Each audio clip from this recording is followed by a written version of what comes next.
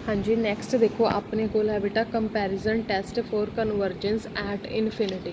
Comparison test क्यों use किए जाते हैं? सम टाइम्स की होंगे जिहड़ियां आपां नूं integral a to infinity f x d x is equal to limit t tends to infinity, कई बार ना इंटैगरल बहुत कॉम्पलीकेटड आ जाते हैं। कॉम्पलीकेटड आ जाते हैं तो उन्होंने पहला सॉल्व करो, फिर इनफिनिटी अप्रोच करवाओ, फिर रिजल्ट निकालो। रिजल्ट निकालन तो बाद देखो कि वैदर इट इज़ कन्वर्जेंट और नॉट। ठीक है कि ਜਦੋਂ इंटैगरल सॉल्व करना मुश्किल हो जाता है उस केस ਦੇ ਵਿੱਚ ਫਿਰ ਅਸੀਂ ਕੰਪੈਰੀਜ਼ਨ ਟੈਸਟ ਲਗਾਉਂਦੇ ਹਾਂ ਕਨਵਰਜੈਂਸ ਚੈੱਕ ਕਰਨ ਦੇ ਲਈ। ਕੰਪੈਰੀਜ਼ਨ ਟੈਸਟ ਦੇ ਵਿੱਚ ਕੀ ਹੈ, ਈਜ਼ੀਲੀ ਫੰਕਸ਼ਨ ਨੂੰ ਦੇਖ ਕੇ ਹੀ ਦੱਸ ਦਿੰਦੇ ਆ ਕਿ ਇਹ ਕਨਵਰਜੈਂਟ ਹੋਊਗਾ ਜਾਂ ਨਹੀਂ ਹੋਊਗਾ, ਕਿਉਂਕਿ ਮੋਸਟ ਆਫ ਦਾ ਸਮਸ ਦੇ ਵਿੱਚ ਸਾਨੂੰ ਸਿਰਫ ਇਹ ਪੁੱਛਿਆ ਜਾਂਦਾ ਐਗਜ਼ਾਮਿਨ ਦਾ ਕਨਵਰਜੈਂਸ, ਇਵੈਲੂਏਟ ਦਾ ਆਨਸਰ ਨਹੀਂ ਕਿਹਾ ਜਾਂਦਾ। ਤਾਂ ਆਨਸਰ ਤੱਕ ਪਹੁੰਚਣ ਦੀ ਜ਼ਰੂਰਤ ਨਹੀਂ ਹੁੰਦੀ, ਅਸੀਂ ਸਿੰਪਲ ਹੀ ਦੱਸ ਸਕਦੇ ਹਾਂ ਕਿ ਵੈਦਰ ਇਟ ਇਜ਼ ਕਨਵਰਜੈਂਟ ਔਰ ਨੋਟ ਕਨਵਰਜੈਂਟ। ਠੀਕ ਹੈ, ਇਹਦੇ ਲਈ ਤੁਹਾਨੂੰ ਕੁਝ ਰਿਜ਼ਲਟ ਹੈ। ਇੱਕ ਤਾਂ ਤੁਹਾਡਾ ਆ ਜਾਂਦਾ ਕੰਪੈਰੀਜ਼ਨ ਟੈਸਟ ਦੇ ਵਿੱਚ ਆ ਵਾਲਾ ਕਿ ਸਪੋਜ਼ ਕਰੋ ਤੁਹਾਨੂੰ ਕੋਈ ਇੱਕ ਫੰਕਸ਼ਨ ਐਫ ਐਕਸ ਗਿਵਨ ਹੈ, ਤੁਸੀਂ ਉਹਦੇ ਕੋਰਸਪੋਂਡਿੰਗ ਉਹਦੇ ਤੋਂ ਬੜਾ ਫੰਕਸ਼ਨ ਕੰਸੀਡਰ ਕਰ ਲਓ। ਔਰ ਅਸੀਂ ਇਹ ਮੋਸਟਲੀ ਫਾਈਂਡ ਆਊਟ ਕਰ ਸਕਦੇ ਹੁੰਦੇ ਹਾਂ ਕਿਵੇਂ, ਜਿਵੇਂ ਸਪੋਜ਼ ਕਰੋ ਮੇਰੇ ਕੋਲ ਇੱਕ ਫੰਕਸ਼ਨ ਗਿਵਨ ਹੈ x upon x raise to power 5+1। ਇੰਨਾ ਮੈਨੂੰ ਪਤਾ ਹੈ ਜਿੰਨਾ ਮੇਰਾ ਡਿਨੋਮੀਨੇਟਰ ਬੜਾ ਹੋਏਗਾ उन्ना ही आंसर जोड़ा वै छोटा आऊगा, तो जिन्ना डिनोमीनेटर छोटा होगा आंसर उन्ना ही वड्डा आऊगा। तो ये जोड़ा टर्म है ये कंपैरेटिवली इहदे तो लैस है। ये वाली टर्म अगे जाके किंदे इक्वल बनी 1/x की पावर 4 दे।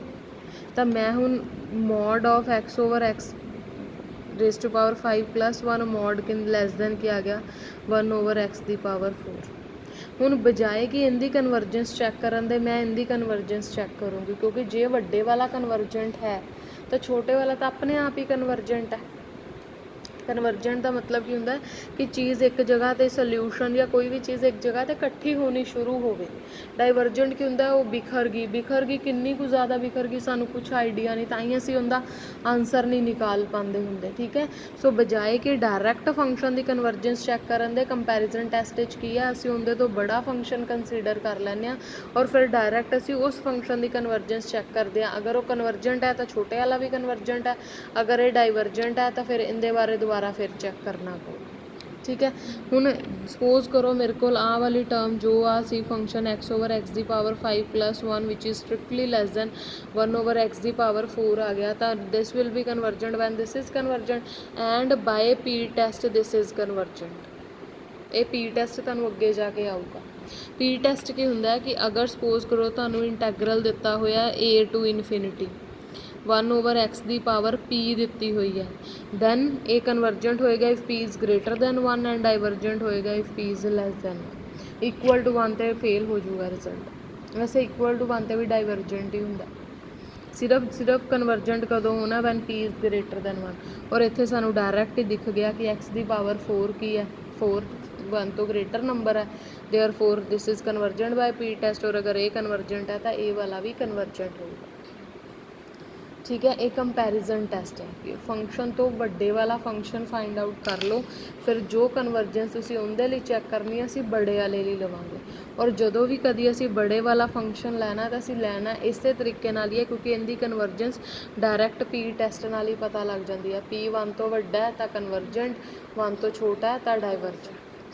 ठीक है, जिवें सपोज करो अपने कोल कोई फंक्शन आ गया इंटैगरल सॉल्व करन दे लई आ गया sin x upon x square, इनकी कन्वर्जेंस चैक करो तो सानू पता है अगर इन्हें मैं मॉड कंसीडर करूँगी कल्ले कल्ले टर्म का मॉड आ गया, एक्स स्क्वेयर तो चलो वैसे ही पॉजिटिव होंगे तो मॉड नाल उन्होंने कोई खास फर्क नहीं पैना। साइन बाउंडेड फंक्शन है, इनका पता है कि this is always less than equal to 1 है, देयरफॉर इनकी वैल्यू की आ जाएगी अपने को। सो जो अगर ये कन्वर्जेंट कदों होएगा when this is convergent and this is convergent by P test. यही इनकी पावर 1/2 आ जाती, एक्स की पावर डाइवर्जेंट हो जाना सी। ठीक है, नैक्सट अपने को एक टॉपिक आंदा वै लिमिट एंड कॉन्टीन्यूटी दे नाल चैक करना। उनके लिए की है अगेन तुहानूं एफ एक्स गिवन होएगा पेपर दे विच, तुसीं उनके कोरसपोंडिंग जी एक्स जिहड़ा वो फाइंड आउट करना है। और इस उस तो बाद असीं की करना एफ एक्स अपॉन जी एक्स, इनू सॉल्व करना। इनू सॉल्व करन तो बाद इहदे विच पुट करना एक्स नू infinity.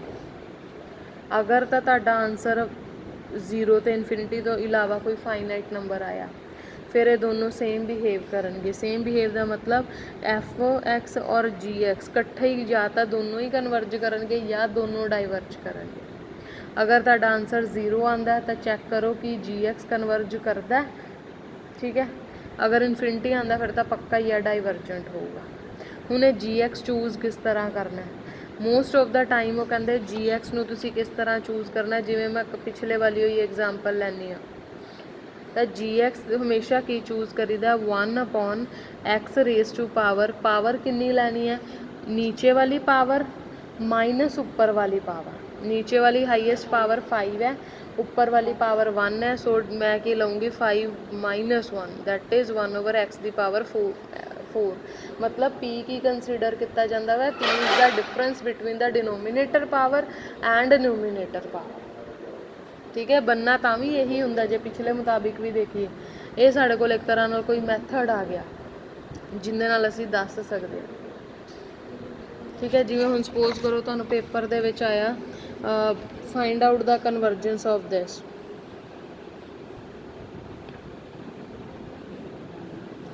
so now we will take gx is equal to 1/x raised to power 5/2 minus 2, that is 1/x the power 1/2, which is divergent by p test because here p is 1/2। so अगर g divergent है फिर ये भी divergent है। एक चीज़ पहला solve करनी पऊगी, आ तुहानू fx दिता होया, gx तुसी खुद कंसीडर किया, लैट्स टेक gx, और उस तो बाद तुसी fx बाय gx करोगे, फिर उनके x tends to infinity consider करोगे। हूँ आ एक्स स्केयर ओवर एक्स की power 5/2 plus 1c divided by मैं जी एक्स ले लिया। अल्टीमेटली देखो जो ये उपर जाके मल्टीप्लाई होगा इनके नाल जाके इन्हें एक्स की पावर 5/2 बन जाना, तो नीचे भी एक्स की पावर 5/2 और एक्स नू अप्रोच करवाना इनफिनिटी में, उपर नीचे डिनोमीनेटर नाल डिवाइड कर दो,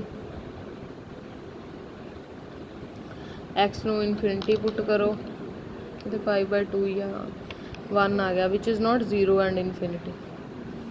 तो दोनों सेम बिहेव करेंगे, so f x and g x will behave alike भी लिख देंगे, विल सेम बिहेव भी लिख देंगे, या ये भी लिख देंगे कि g f x is convergent if g x is convergent.